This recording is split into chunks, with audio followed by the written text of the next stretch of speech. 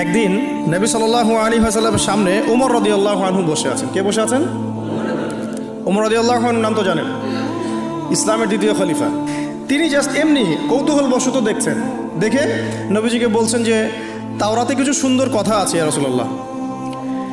এই কথা বা এই স্টেটমেন্ট শোনার সাথে সাথে নবী সাল্লাল্লাহু আলাইহি ওয়াসাল্লামের চোখ মুখ রাগে লাল হয়ে গেল। হাদিসটা মিশকাতে আছে। রাগে লাল হয়ে নবী সাল্লাল্লাহু আলাইহি ওয়াসাল্লাম বলছেন যে ইয়া ওমর, হে ওমর, তুমি আমার সামনে তাওরাত পড়ছো? জেনে রাখো, লাউ কানা মূসা হাইয়ান, যদি মূসা আলাইহিস সালাম এখন জীবিত থাকতো। তাওরাত কার উপর নাজিল হয়েছে?